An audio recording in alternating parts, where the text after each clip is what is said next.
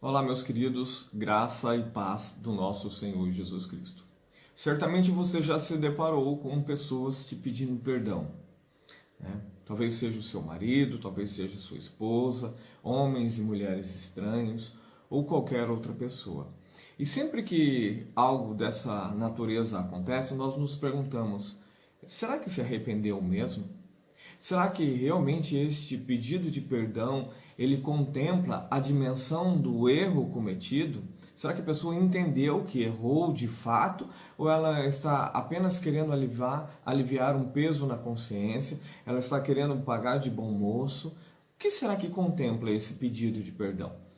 E para a gente conseguir entender um pouquinho, para que você não caia na cilada de Satanás, nem nas mentiras que o teu marido ou tua esposa contam, ou até mesmo os estranhos, nós vamos identificar através do Salmo 51 8 pontos. Isso mesmo, 8 pontos que mostra, que evidencia que uma pessoa está verdadeiramente arrependida de fato.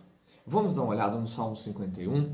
Salmo 51, versículo 1 vai dizer: Tem misericórdia de mim, ó Deus. Segundo a sua benignidade, apaga as minhas transgressões, segundo a multidão das tuas misericórdias. Querido, aqui o texto ele relata para nós aqui que uma pessoa genuinamente arrependida, ela sai em busca de compaixão. Isso mesmo. Ela vai atrás. Quando ela vai pedir perdão, ela vai pedir por compaixão, para que a outra pessoa se compadeça do estado de vergonha lastimável que essa pessoa se encontra pelo erro cometido.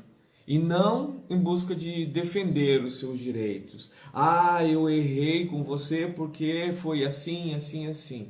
Não, ela não tenta justificar. Ela tenta apenas ganhar o teu perdão, a tua compaixão e a tua misericórdia. É assim quando nós nos aproximamos de Deus. Nós não justificamos erros diante de Deus. Nós apenas pedimos a misericórdia dele sobre as nossas vidas.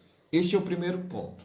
Uma pessoa verdadeiramente, genuinamente arrependida, ela busca por compaixão e não por defender os seus direitos. Então, grave isso. Toda vez que o seu marido vier até você, ou sua esposa vier até você, pedindo perdão pelos pecados, mas não buscando a tua compaixão ou a tua misericórdia, mas buscando defender por que cometeu tal erro, por que cometeu tal pecado, por que adulterou, por que traiu, por que repudiou a família, essa pessoa não se arrependeu verdadeiramente. Um segundo ponto, querido, está ali no Salmo 51, verso 2, que vai dizer assim, ó: lava-me completamente da minha iniquidade e purifica-me do meu pecado. Queridos, este é um ponto primordial no arrependimento, na identificação da pessoa arrependida. Uma pessoa genuinamente arrependida, verdadeiramente arrependida, ela volta ou tem o interesse, ela tem a motivação de voltar ao estado original, antes do erro, antes da falha.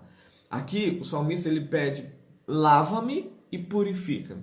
Esses dois processos, lavar e purificação, apesar de parecerem idênticos para nós, faz parte de um rito, de um ritual do Antigo Testamento, onde a pessoa era limpa do seu pecado e ela voltava ao estado original do erro, né? Ou seja, antes de cometer o erro.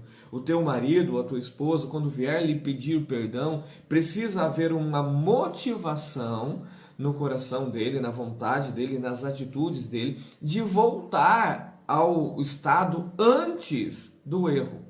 Antes de ter traído, antes de ter adulterado, antes de ter ido embora, repudiado a família. Ou seja, o verdadeiro arrependimento do teu marido ou da tua esposa não vai simplesmente ser um pedido de perdão. Me perdoa, mas vou continuar no erro. Não, vai ser um pedido de perdão onde ele vai ter o interesse, ele vai manifestar o interesse em corrigir o erro. Ou seja, voltar ao momento antes do erro ter sido cometido. Tá? O terceiro ponto está ali no Salmo 51, no verso 4, que vai dizer que uma pessoa arrependida, ela sabe contra quem errou. Olha só: contra ti somente pequei, e fiz o que é mal à tua vista, para que sejas justificado quando falares, e puro quando julgares. Aqui o texto ele diz exatamente a dimensão de Davi. Davi ele percebeu o erro dele, ele se arrependeu do erro e aqui ele demonstra saber contra quem ele errou, o que ele fez de errado, mas contra quem ele errou. Ele disse, olha, eu errei contra o Senhor, eu pequei contra o Senhor, eu fiz algo errado contra o Senhor. Ou seja, ele sabe exatamente contra quem ele errou. O teu marido, quando voltar arrependido, te pedindo perdão, ele precisa manifestar a ciência, ou seja, ele precisa mostrar para você, olha, eu realmente errei contra você, errei contra Deus Todo-Poderoso, adulterei, fiz aquilo que desagradava ao Senhor, mas errei contra você também. Não é a pessoa achar assim, não, eu só errei contra Deus. Não, é identificar, errei contra você. E também não é só, não, eu só errei contra você, eu não errei contra Deus. Não. Precisa identificar exatamente contra quem. Quem são as pessoas a quem ele errou. Errei contra a tua família, pequei contra a tua família, machuquei a tua família, machuquei a igreja no qual nós estávamos inserido. Então tem essa consciência, esse saber. Isso é muito importante. Identifique isso quando o teu marido voltar pedindo perdão, quando a tua esposa voltar pedindo perdão. Um outro ponto, querido, o quarto ponto, aqui muito importante também, que uma pessoa verdadeiramente ou genuinamente arrependida, ela reconhece o direito do julgador. Está aqui no próprio versículo 4, vai dizer isso aqui, ó.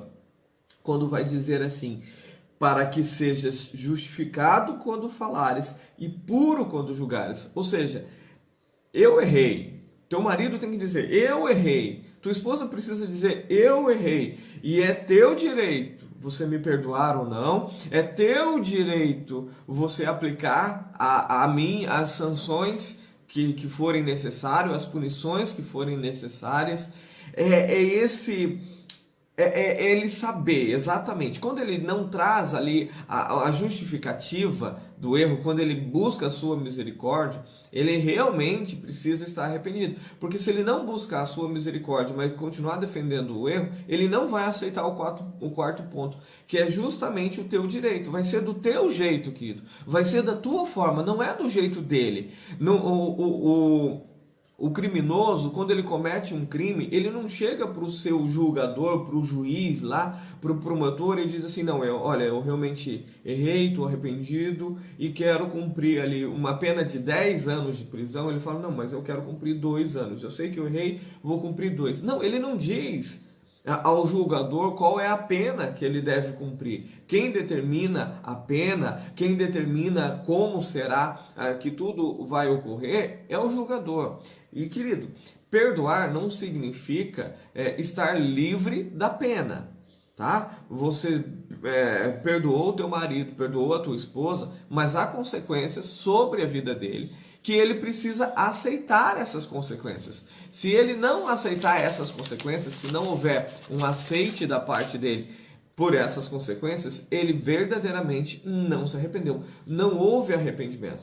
O verdadeiro arrependimento, ele volta para casa pedindo a sua misericórdia, pedindo o seu clamor. Tudo bem, ele pode até voltar ali suplicando a tua compaixão e acreditando que você não vai aplicar nenhuma sanção a ele, né? Que ele não sofrerá nenhuma consequência, mas ele precisa aceitar caso essa consequência vier.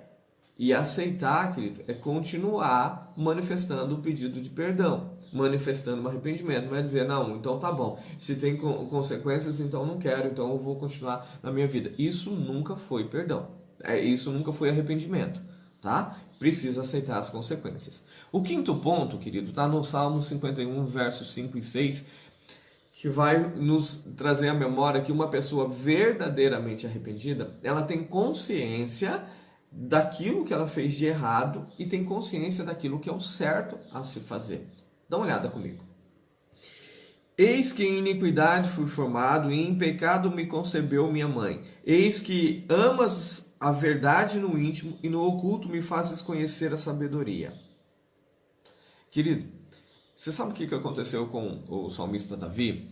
Quando ele praticou lá a traição, o adultério com Batseba em relação a Urias, o profeta Natan chega para ele e diz, olha, que aconteceria se tivesse uma situação assim, assim, assim? Ou seja, o profeta Natan trouxe para ele uma situação parecida com aquilo que ele estava praticando. E ele foi rápido em julgar e dizer, olha, esta pessoa deve padecer assim, assim, assim. Terrível, né? Ele sabia o que era certo a se fazer, mas ele não fez o que era certo. O verdadeiro arrependimento vai mostrar ao teu marido que o que ele fez foi errado.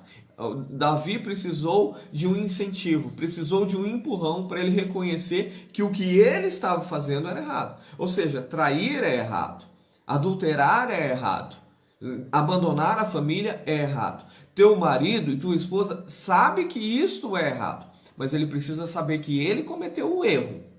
Ele cometeu a falha, ele precisa saber disso, ele precisa reconhecer isso e ele precisa reconhecer que o que ele tem que fazer é o certo, é o correto, não o errado, tá? Esse é o quinto ponto. O sexto ponto, querido, aí tem um pouquinho mais a ver com Deus, é que pessoas arrependidas, verdadeiramente arrependidas, elas temem a santidade de Deus. Salmo 51, no verso 9, vai dizer, esconde a tua face dos meus pecados e apaga todas as minhas transgressões. O texto aqui do verso 9 mostra como o salmista estava vergonhoso, com vergonha, com um temor da santidade de Deus, porque ele realmente feriu a imagem do Senhor, ele realmente feriu aquilo que ele dizia ser, eu sou teu filho, eu sou teu, eu faço parte do teu povo, e aí ele acaba cometendo um pecado terrível diante do Senhor,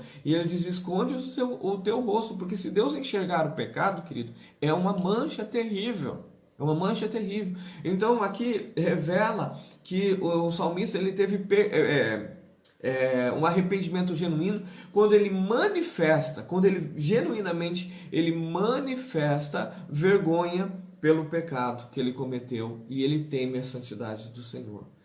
Quando você olha para o povo de Israel ferindo Deus com o bezerro de ouro lá, você vê Deus dizendo, olha, eu vou sair do meio de vocês. E mesmo Deus dizendo, olha, eu vou sair do meio de vocês, eu não serei mais teu Deus, ou seja, machucou muito a Deus a essa atitude deles, eles ainda não se arrependeram do erro. Quando uma pessoa verdadeiramente se arrepende, ela teme ao Senhor. Ela sabe que ela errou e que o pecado dela fere diretamente a Deus e ela tem temor. Ela não quer desagradar a Deus em absoluto. Mas uma pessoa que ainda não se arrependeu, ela não se importa se feriu ou não a Deus. Deus vai entender. Essa é a frase que todos dizem. Deus vai entender. Essa é uma frase de quem não se arrependeu, de quem não manifestou o arrependimento dos seus pecados. Não tem temor algum pelo Senhor. O sétimo ponto está nos versos 10 e 13, que vai dizer, cria em mim, ó Deus, um coração puro, renova em mim um espírito reto, não me lances fora da tua presença e não retires de mim o teu Espírito Santo. Torna a dar-me a alegria da tua salvação e sustém-me com um espírito voluntário. Então ensinarei aos transgressores os teus caminhos e os pecadores a ti se converterão. Queridos, aqui manifesta na vida do salmista um plano. Ele tem um plano perfeito aqui para que ele não retorne ao pecado. Quando uma pessoa está genuinamente arrependida, ela tem esse plano. Ela tem um plano ali e meta para resistir ao pecado.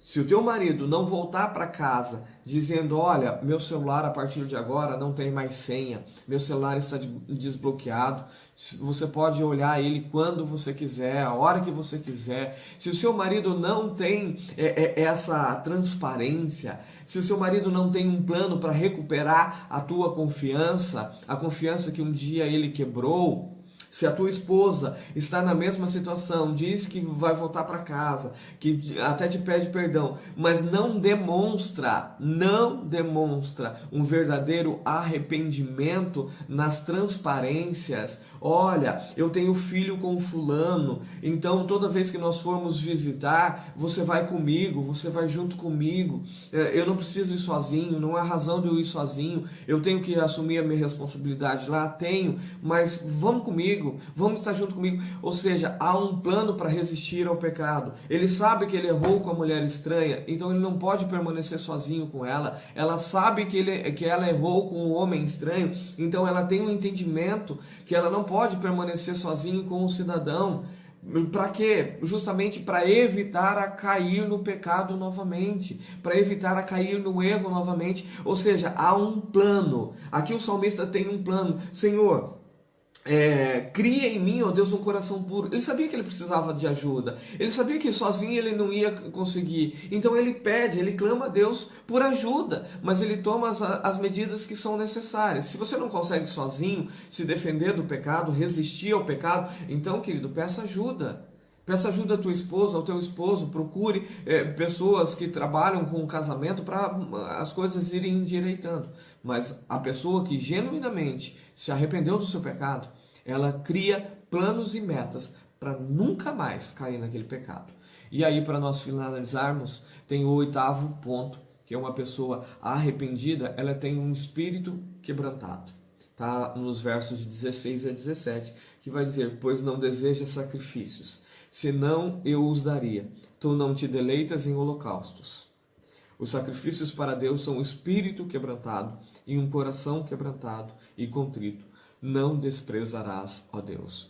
Querido, toda pessoa que verdadeiramente está arrependida, genuinamente produziu arrependimento dentro dela, há não só uma questão de voluntariedade de fazer o que é certo, mas há dentro dela um quebrantamento. Ela aceita as consequências pelo pecado, pelo erro que ela cometeu, sejam essas consequências advindas de Deus, ou sejam as consequências advindas do próprio cônjuge.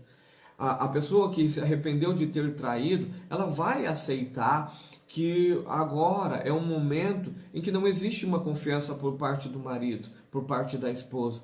É necessário agora reconquistar a confiança. É necessário ter atitudes, mas também ter dentro de si o entendimento: poxa, eu realmente errei.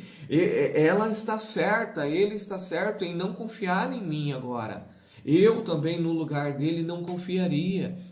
Há um quebrantamento do coração. O coração não está endurecido para as situações que possam se apresentar em face do pedido de perdão.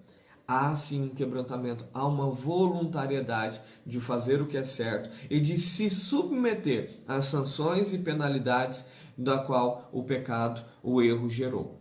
Estes são os 8 pontos, queridos, que através do Salmo 51 a gente pode ver que é necessário para chegar ao arrependimento. Se teu marido, se a tua esposa, se o homem ou a mulher estranho está te pedindo perdão, mas não pratica esses 8 pontos, querido, é sinal de que não ocorreu o arrependimento genuíno. E aceitar a volta para a casa do marido ou da esposa nessa condição, querido, é simplesmente apanhar o problema com as tuas próprias mãos. Eu sei que você está com pressa, eu sei que você está louco para ter o seu marido ou sua esposa de volta, e é justo. Eu entendo o teu momento de solidão, eu entendo o momento, faz tempo que você já está no deserto, faz tempo que você está sozinho. Mas, querido, se você não evidenciar, se não ficar evidente no teu marido um arrependimento sincero, genuíno, querido, você vai sofrer muito, muito mais do que você está sofrendo no deserto agora. Muito mais do que você está passando. Querido, eu sei que dói, eu sei que é difícil, mas é melhor você estar no deserto neste momento, sofrendo o que você precisa sofrer e aguardando a mudança de vida do teu marido, a mudança de vida da tua esposa, gerar esse arrependimento genuíno dentro deles, do que você abraçar o teu marido agora, sem arrependimento nenhum, e sofrer depois. Há inúmeros casamentos que têm a aparência de uma restauração, mas que não houve arrependimento, não houve libertação, não houve mudança do marido ou da esposa, e a destruição veio sobre a vida dessas pessoas. Espera, confia no Senhor, tenha paciência.